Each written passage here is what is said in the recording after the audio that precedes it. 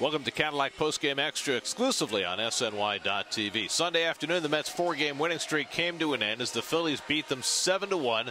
The Mets managed just 2 hits, only 1 hit in 7 innings against the Phillies' rookie starter Nick Pivetta. Yeah, he was very impressive. The Canadian native was on his game. He really just threw fastballs the first time through the lineup, throwing 94 to 95, and probably the best game he's had in 10 starts for the Phillies this year. His fastball's a little sneaky. He throws about mid-90s, but I think he was throwing it really well, and it's a little quicker than it plays or than it says. So, yeah, and he was commanding it well, and his other stuff was pretty good as well. DJ Rivera homered for the only Met run and the only hit against Pivetta. Meanwhile, Rafael Montero, who had been pitching very well, had 1 bad inning in the 2nd, persevered into the 7th, but not enough. That was it. I mean, he had a bad inning. Even in that inning, he threw strikes. I bet they had him, obviously, must have been too much plate, but you know, he kept attacking his own, didn't shy away, and they just got some hits. But after that, he kept us in the game. He kept us right there. All we had to do is get a couple runs. We're right back in it.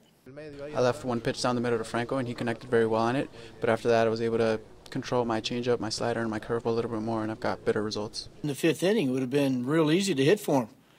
We were a little short on the bench, but we could have hit for him even because we had a runner at first base. But I thought he could give us a couple more innings, which he did, and I trust him because he's throwing strikes.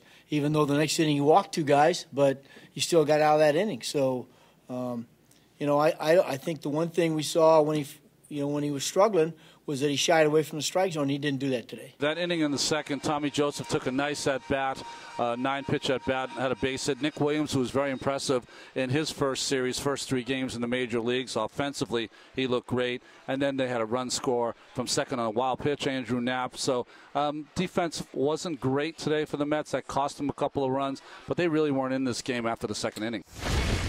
Nobody likes to ever lose, but, you know, it's like everything else. I said it yesterday. As long as you wear a Major League Baseball uniform, you can beat the other team. And they got a very, very well-pitched game today. Guy threw outstanding, and they got us, and got to tip your hat to them. And now we got to worry about the Nationals. Today's over. You got to win series, and we've been winning series, and that's all about, you know, the game. The season is win series. So, you know, we took the series. We go now to Washington, try to do the same thing, get closer to them. And, you know, win another series there and, you know, finish the first half in St. Louis winning the series too. So the Mets reach the halfway point in the season at 38-43. They begin the last week before the All-Star break in Washington on Monday. Steven Matz on the mound against Steven Strasburg. Our coverage begins Monday at 5 o'clock, an hour earlier than normal, with Cadillac first pitch on SNY. That'll do it for Cadillac Postgame Extra. Be sure to join us after every game for exclusive coverage on SNY.TV.